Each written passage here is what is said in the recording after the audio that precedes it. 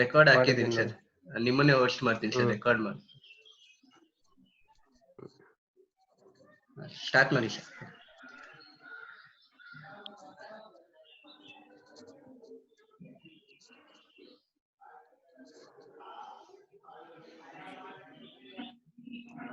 Start ಮಾಡೋಣ. Yes sir, start ಮಾಡಿ.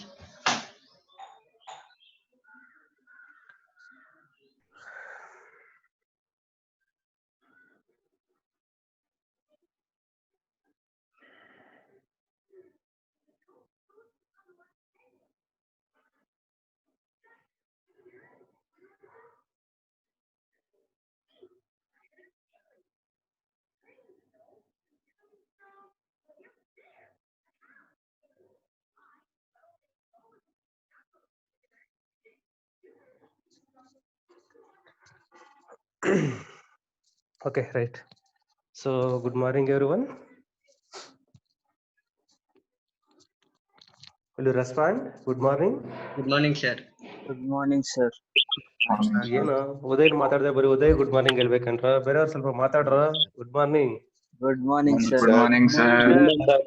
Good morning, sir. Then good morning everyone. Just put it in your mute.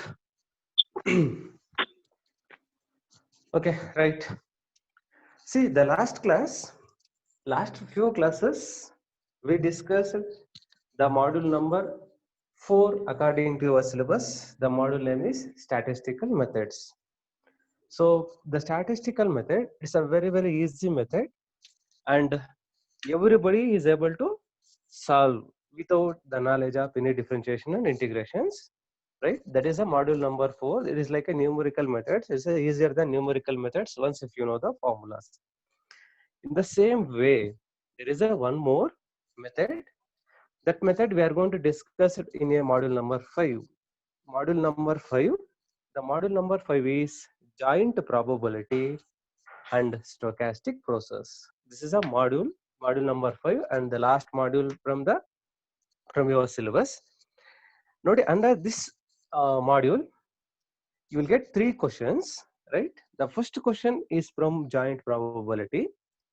Second question is from stochastic process, and the third question is from Markovitch chain. There are 3 topics. You'll get 3 questions for the final examination. From this topic, from these 3 topics, the first topic and the last topic is again very, very, very easy. Everybody is easily solve these 2 methods.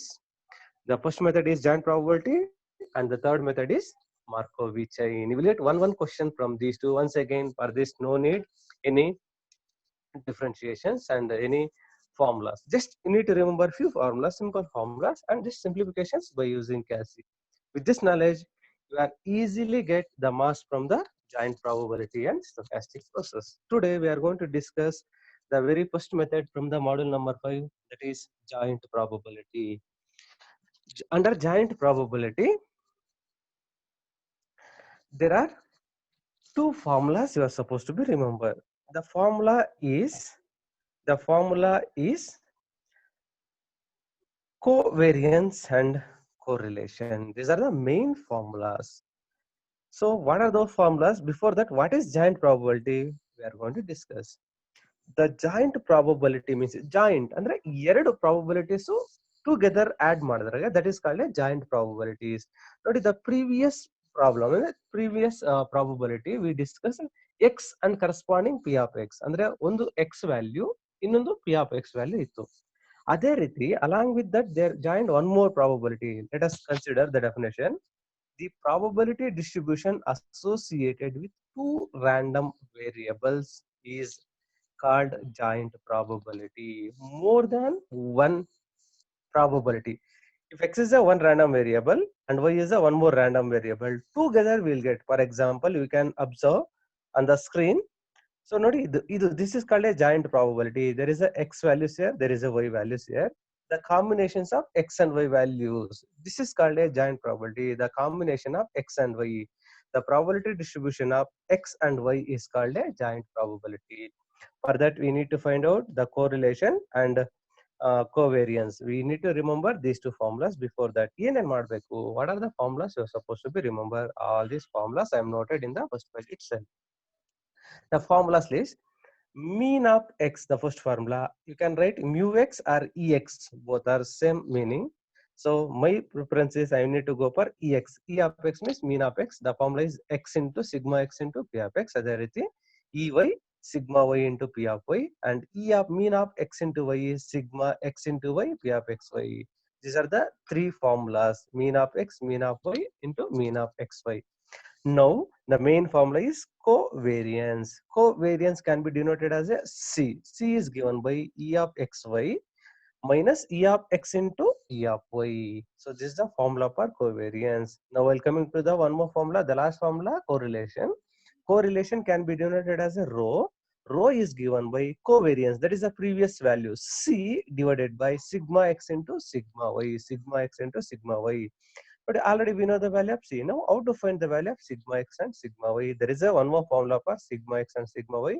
For sigma x square, this is a formula for sigma x square. E x square minus E of x whole square. Already we know E of x. Already E of x na find out madirtira. Then I require what is the E of x whole square. Nodi illi the formula. E of x square is x square into P of x. Nodi put is E of x into P of x. E of x square is x square into P of x. ಅದೇ ರೀತಿ E of sigma y square value E of y square minus E of y whole square. This is the two more formulas to find the value of sigma x and sigma y. ಈ formulas ನ ನೀವು ಜ್ಞಾಪಕ ಇಟ್ಕೋಬೇಕಾಗತ್ತೆ. ಇಷ್ಟ ನೀವು ಮಾಡಬೇಕಾಗಿರೋದು. They are going to ask either correlate. If they are asking only correlation, then you need to find out all these four values. So ಅದರಲ್ಲಿ there is a one more note. Show that x and y are independent ಅಂತ ಕೇಳ್ತಾನೆ. Show that x and y are independent ಅಂತ ಕೇಳ್ತಾನೆ. Then what is mean by independent ಅಂದ್ರೆ ಇಲ್ಲಿ ಬರ್ದಿದೆ ನೋಡಿ note. If the covariance is 0 ಅಂದ್ರೆ C value 0 ಆಗೋಗ್ಬಿಡ್ತು ಅಂತ ಇಟ್ಕೊಳ್ಳಿದು. If the C value is 0, then the variables x and y are called independent. ಅಂದ್ರೆ if C is 0, rho is also 0. 0 by anything becomes 0. ಅಂದ್ರೆ if C value is 0, ಈ answer 0 ಬಂದ್ಬಿಟ್ರೆ ಸಾಕು. Then we say that the covariance ಅಂದ್ರೆ variables x and y are independent ಅಂತ ಹೇಳ್ತೀವಿ. ಈ note ನ ನೀವು ಒಂದ್ಸತಿ ಜ್ಞಾಪಕ ಇಟ್ಕೋಬೇಕಾಗತ್ತೆ. With this information, we are going to solve the problems. The first question is the joint probability distribution of two random variables x and y is are follows. ಅಂದ್ರೆ next problem ಇದೆ ಅದು. Find mean of x, mean of y, mean of xy, covariance and correlation. We need to find out all these 5 values. This is the first question. Now let us see what is the procedure. Please everyone understand one problem properly. ಒಂದು problem correct ಆಗಿ ಅರ್ಥ ಮಾಡ್ಕೋಬಿಡಿ. ತುಂಬಾ simple. ನಿಮ್ ಕೈಯಲ್ಲಿ 7 marks ಇದ್ದಂಗೆ for the final examination. This is a given problem. ಇದು ಕೊಟ್ಟಿರ್ತಕ್ಕಂಥ problem ಅವನು. This is called A joint probability. This is the given question. X values are 1 and 5. These are X values. These are the X values -4, 2 and 7. E of X, V of Y and E of XY. We need to find out all the 3 values. ಇವಾಗ ಏನ್ ಮಾಡ್ಬೇಕಂದ್ರೆ first we need to split. ಇಲ್ಲಿ X Y jointly they are together, they are given. First we need to separate X as well as Y. For that we are going to say that marginal distributions. ಏನು marginal distributions and how to find the marginal distributions. Now x values are 1 and 5. Please listen carefully. ಇಲ್ಲೇ mistakes ಮಾಡೋ chances ಇರುತ್ತೆ. ನೀವು ತುಂಬಾ ಇದೊಂದು correct ಆಗಿ ಕರ್ಕೊಂಡ್ಬಿಟ್ರೆ rest of the things are very very easy. x values are 1 and 5. Just I am written x values are 1 or 5. Next y values are -4, 2, 7. Just I am written -4, 2, 7. ಎರಡು values ನ ಬರ್ಕೊಂಡೆ, x values and y values. Now the important thing is how to find p of x and how to find p of y. This is a very very very important and ಸ್ವಲ್ಪ confuse ಮಾಡ್ಕೊಬಿಡ್ತೀರಾ ನೀವು ಇಲ್ಲಿ. ಅದನ್ನ ಹೇಗೆ find out ಮಾಡೋದು? If x is equal to 1, x value ಇದು 1 ಅಲ್ವಾ, p of x ಅಂದ್ರೆ x is equal to 1 ಆಗಿದಾಗ p of x ಹೆಂಗ್ ಫೈಂಡ್ ಔಟ್ ಮಾಡೋದು ಅಂದ್ರೆ we need to add this entire row. ಅಂದ್ರೆ ಏನಿದೆ ಅಲ್ಲಿ 1/8 plus 1/4 plus 1/8. If you add this entire 3 value, you'll get 1/2. ಅದೇ ರೀತಿ second value x is equal to 5. This is x is equal to 5. You need to add this entire row. 1/4 plus 1/8 plus 1/8. You will get 1/2. This is the marginal distribution of x. ಅದೇ ರೀತಿ there is a one more marginal distribution of y. The marginal distribution of y is y value is -4 to 7. Now how to find p of y? How to find p of y value? Nodi, for y is equal to -4, we need to add like this. ಅವಾಗಲೇ rho wise add ಮಾಡಿದ್ರ, ಈಗ column wise add ಮಾಡ್ತಾ ಬನ್ನಿ. 1/8 plus 1/4 will get 3/8. Next for y is equal to 2, 1/4 plus 1/8 will get 3/8. For y is equal to 7, 1/8 plus 1/8 will get 2/8 or 1/4. This is a marginal distributions. ಇದು ತುಂಬಾ important. Once if you come to know, or once you are completed marginal distributions, you need to cross check for your satisfaction. How to cross check? For that, if you add this entire p of x, that should be equal to 1. 1/2 plus 1/2. Of course, that should be equal to 1. Adhe riti, if you add this entire p of y value, 3/8 plus 3/8 plus 2/8, you will get 1. Then only your table is correct. If it is more than 1 or if it is a less than 1, then your table is not correct. You need to cross verify here itself. Now, once if you come to know the marginal distributions, then we will move to the first formula, that is E of x or mean of x. That is given by sigma x into p of x. Sigma summation means we need to add this entire value. Andre 1 into 1/2 plus 5 into 1/2. If you simplify this, you will get the value of mean of x. Adhe riti, while coming to the second one, mean of y, sigma y into p of y. Y value is -4. -4 into 3/8 plus 2 into 3/8 plus 7 into 2/8. If you add this entire value, you will get the mean of xy. This is the mean of x and mean of y. To find out these two values, we need to go for the marginal distributions. Then, after finding these two, I want to find the mean of x into y. ಇದು ತುಂಬಾ careful ಆಗಿ ಮಾಡಬೇಕಾಗತ್ತೆ. What is the procedure to find mean of xy? If you refer your textbook, they are given some formulas. ಆ formula ಪ್ರಕಾರ ಹೋಗಕ್ ಹೋಗ್ಬೇಡಿ, ಅದು confusion part. I will tell you a simple procedure. So to go for E of xy, don't see the marginal distribution, observe the given problem. A given problem in the, then we need to find mean of xy. We need to take the combinations. So what is that? 1, please listen carefully. 1 into -4 into 1/8. So we need to multiply these three, one set. Then next ಇದಾದ್ಮೇಲೆ 1 into 2 into 1/4 plus 1 into 7 into ಯಾವನವನು mark ಮಾಡ್ತಾ ಇರೋದು, ಯಾವನು useless fellow. Next 1 into 7 into 1/8. This is a one more addition. Next, once if you come to know 1 multiplications, then go for 5 multiplications. 5 into -4 into 1/4. Next 5 into 2 into 1/8. 5 into 7 into 1/8. If you add this entire 6 values, the same thing written here. If you simplify this entire by using the formula, I mean by using the calci, then you will get the value of E of xy is 1.5. This is a very very important.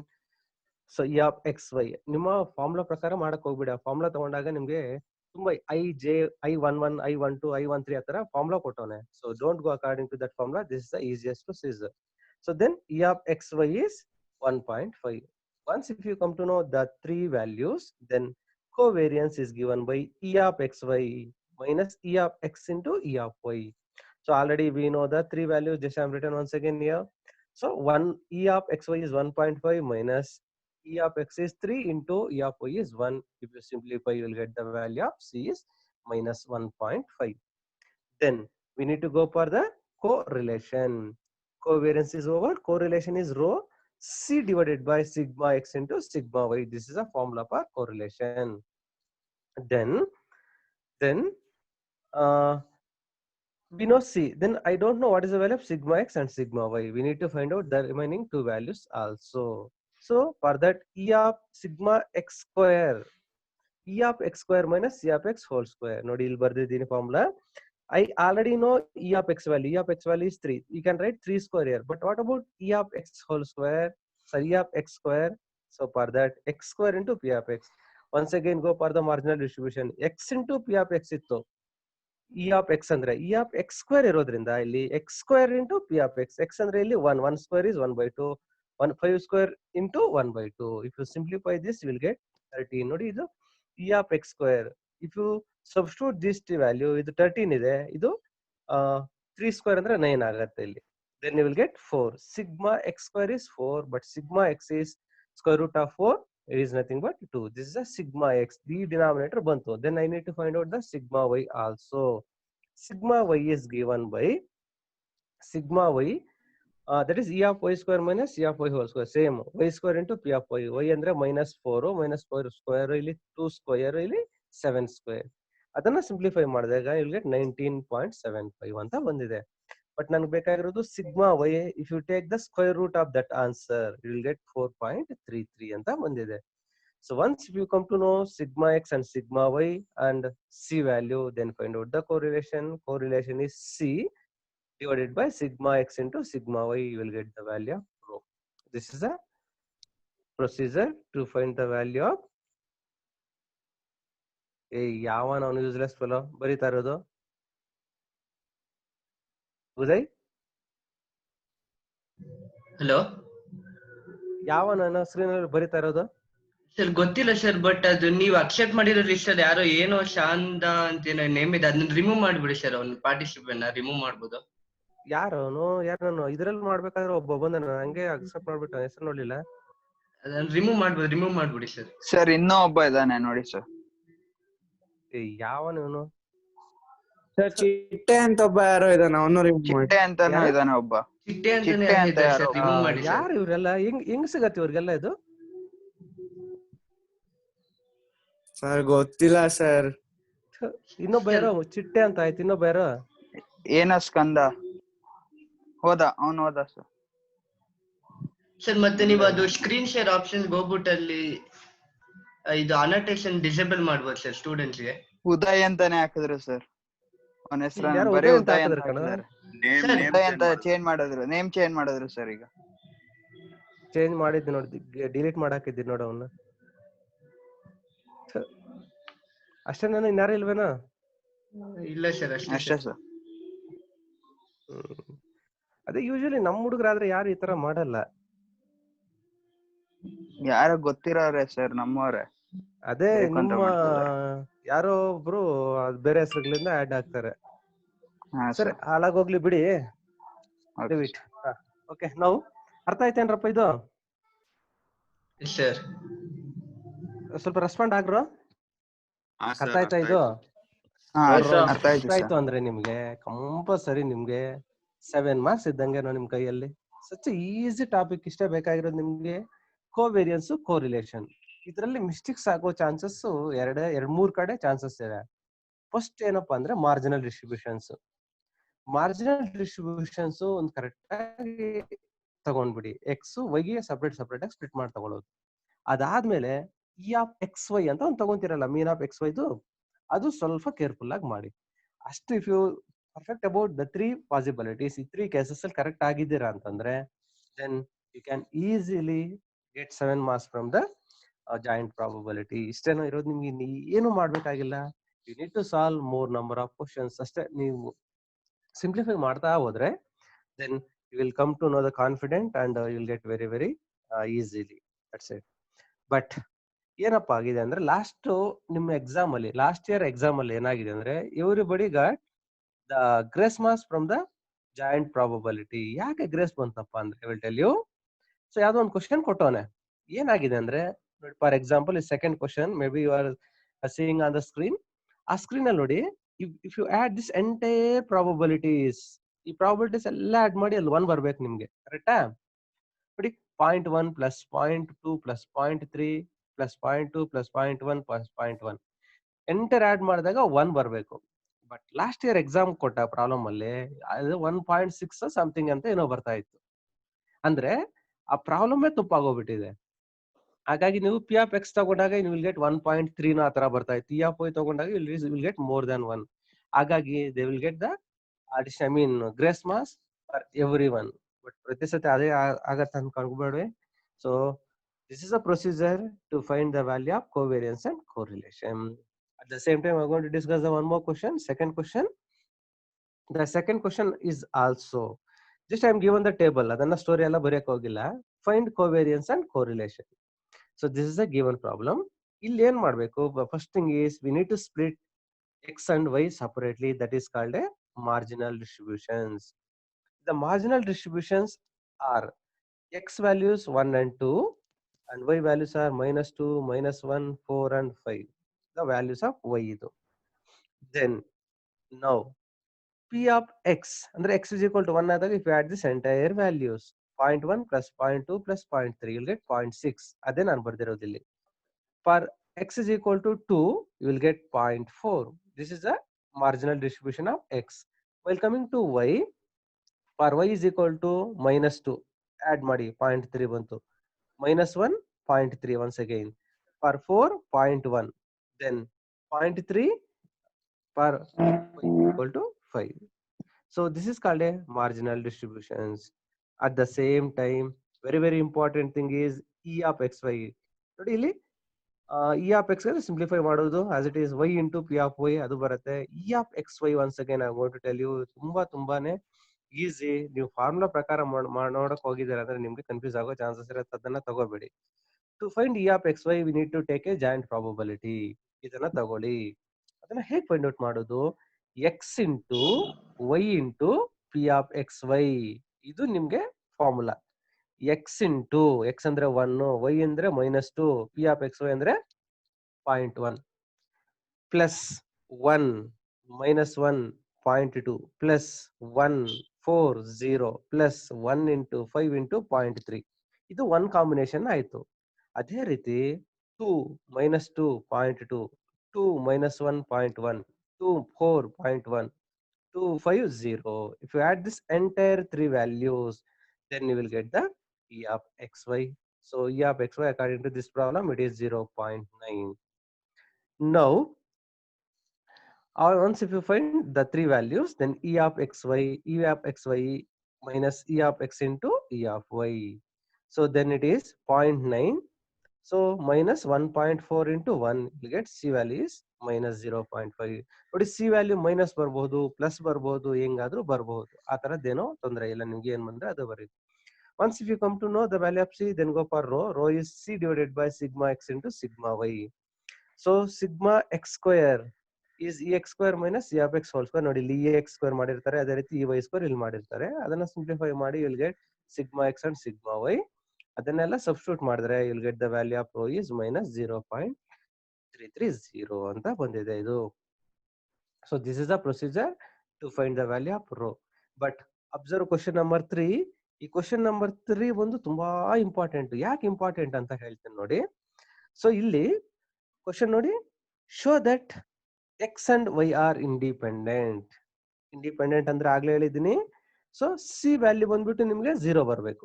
C 0 ಬಂದ್ಬಿಟ್ರೆ ಸಾಕು, then it is a independent. c is 0 ಆದ್ರೆ automatically rho is also 0 because rho is c divided by something. So c 0 ಆಗೋಗ್ಬಿಟ್ರೆ then we say that it is a independent ಅಂತ. The procedure is same. e of x, e of y, I mean marginal distributions find out ಮಾಡಿ, e of xy find out ಮಾಡಿ.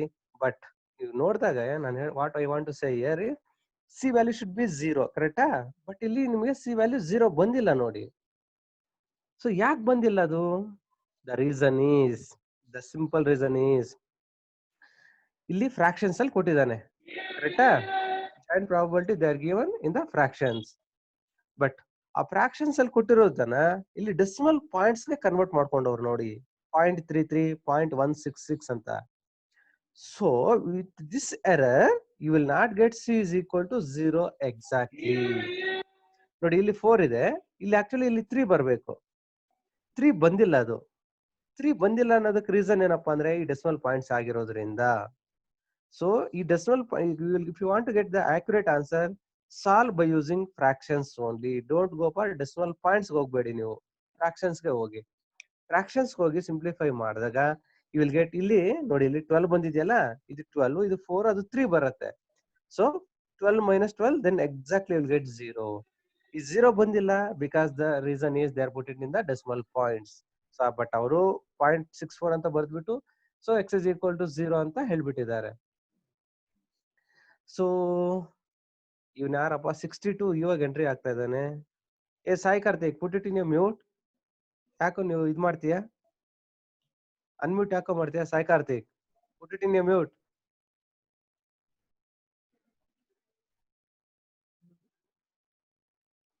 Right ನೋಡಿ, ಇಲ್ಲಿ you'll get if c is 0, ಇಲ್ಲಿ no need to find out rho find out ಮಾಡೋ necessity ಬರಲ್ಲ. But ಇಲ್ಲಿ ಮಾಡಿದ್ದಾರೆ because ಇಲ್ಲಿ 10 ಬಂದಿಲ್ಲ ಅವ್ರಿಗೆ, ಹಾಗಾಗಿ ರೋ ಫೈಂಡ್ ಔಟ್ ಮಾಡಿದ್ದಾರೆ. ಅಲ್ಲೂ 0 ಬರ್ಬೇಕು, ಆಕ್ಚುಲಿ 0 ಬಂದಿಲ್ಲ, ಇಲ್ಲಿ get 0.016 ಅಂತ ಬಂದಿದೆ. So if c is 0, then we say that x and y are independent. ಇಷ್ಟೇನಪ್ಪ. So this is the joint probability distribution. ಇದು ಜಾಯಿಂಟ್ ಪ್ರಾಬಬಿಲಿಟಿ. ಇದ್ರ ಮೇಲೆ ಮ್ಯಾಕ್ಸಿಮಮ್ ಏನ್ ಮಾಡ್ಬೋದಪ್ಪ ಅಂದ್ರೆ ಆ ಕ್ವಶನ್ಸ್ ನ ಬೇರೆ ಬೇರೆ ಕೇಳ್ಬಹುದು. ನೋಡಿ, they are going to give like this questions. ಈ ಫ್ರಾಕ್ಷನ್ಸ್ ಅಲ್ಲಿ ತಗೊಂಡಾಗ ಫ್ರಾಕ್ಷನ್ಸ್ ಅಲ್ಲೇ ಸಿಂಪ್ಲಿಫೈ ಮಾಡಿ will get very accurate answers. So that's it. This is the joint probability distribution. ನೋಡಿ, ಅಂಡರ್ ಜಾಯಿಂಟ್ ಪ್ರಾಬಬಿಲಿಟಿ ಡಿಸ್ಟ್ರಿಬ್ಯೂಷನ್ ಇದರಲ್ಲಿ ನಿಮಗೆ ಎರಡು ಟೈಪ್ ಪ್ರಾಬ್ಲಮ್ಸ್ ಇದೆ. Please remember, we have 2 types of the problems. ಆ ಫಸ್ಟ್ ಟೈಪ್ ಏನಪ್ಪಾ ಅಂದ್ರೆ till now what we discussed, that is the first type. ಅಂದ್ರೆ ಏನು ಅಂದ್ರೆ they are going to give the joint probability. ಇದು ಕೊಡ್ತಾನೆ, ನೀವು mean of x mean of y separate ಆಗಿ ಸ್ಪ್ಲಿಟ್ ಮಾಡ್ಕೊಂಡು ಬರೀತೀರಾ, ಸಾಲ್ವ್ ಮಾಡ್ತೀರಾ. ಸೆಕೆಂಡ್ ಟೈಪ್ ಏನಪ್ಪಾ ಅಂದ್ರೆ they are going to give the marginal distributions. ಈ ಮಾರ್ಜಿನಲ್ ಡಿಸ್ಟ್ರಿಬ್ಯೂಷನ್ಸ್ ಇಂದ ನೀವೇನ್ ಮಾಡ್ಬೇಕು, ಜಾಯಿಂಟ್ ಪ್ರಾಬಬಿಲಿಟಿ ಬರೀಬೇಕು. ಜಾಯಿಂಟ್ ಪ್ರಾಬಬಿಲಿಟಿ ಬರೆದು next simplification is as it is ಅಷ್ಟೇ. This is the only one change. Today we discussed they are going to give the joint probability, using that we are finding the marginal distributions, then the simplification what we discussed today. The next class what we are going to discuss is they are going to give the marginal distributions. Using this we need to find out the joint probability, then the simplification is as it is. This is the procedure for the second type of the problem that we will discuss it in the next class. Ee class alli beda, next class alli nanu adana discuss ಮಾಡ್ತೀನಿ. So from the problem number 6 onwards, we'll discuss it in the next class. So this is the class. This is a very very important and very very ನೋಡಿ ಇಲ್ಲಿ example ಇಲ್ಲಿ ಇದೆ ನೋಡಿ, ಒಂದು ಕಾಣಿಸ್ತಾ ಇರಬಹುದು ನಿಮಗೆ. They are going to give the joint probability, marginal distributions. ಇದರಿಂದ ಜಾಯಿಂಟ್ ಪ್ರಾಬಬಿಲಿಟಿ ನ ಬರ್ದಿದ್ದೀನಿ. ಮತ್ತೆ ಸಿಂಪ್ಲಿಫಿಕೇಶನ್ ಸೇಮ್, ಇವಾಗ ಏನ್ ಮಾಡಿದ್ವಿ ಅದೇ ಸಿಂಪ್ಲಿಫಿಕೇಶನ್ ಇರುತ್ತೆ. ಬಟ್ ಅದನ್ನ ಹೇಗೆ ಸಾಲ್ವ್ ಮಾಡೋದು, how to write the joint probability, will discuss that in the next class ಅಂತ ಹೇಳೋದು. Right, that's it. If you want to ask anything, you can ask now. Next class we are going to discuss 4 or 5 problems once again. Then this topic got over. Then you can ask. ಏನಾದ್ರು doubts ಇದ್ರೆ ಕೇಳ್ಬೋದಪ್ಪ.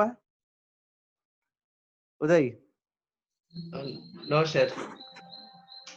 ನಿನ್ಗಿರಲ್ಲ, ನೀನ್ ಬುದ್ಧಿವಂತನೋ, ನಿನ್ಗಿರಲ್ಲ. The remaining students? No sir. Sayed, do you have any doubts, man? No sir. Very good. Bhaskar? Bhaskar? Hey Bhaskar, ಮಾತಾಡಲೇ. Yes sir, no sir. Yes sir, no sir. Okay la. What about Srinidhi? Srinidhi?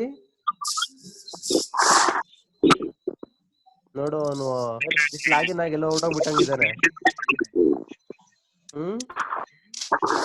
Okay, then Tejas. Tejas ಹೇಳಿ sir. ಏಯ್ ಹೇಳಿ sir ಅಂತೆ.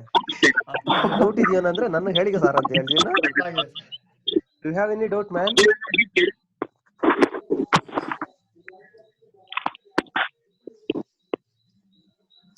ಪವನ್? ಪವನ್?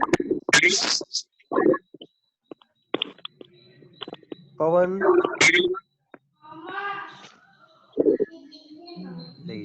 ಏನ್ disturb ಮಾಡ್ತಾರ class. Okay. ಓ Santosh, Santosh, Santosh. Yes sir.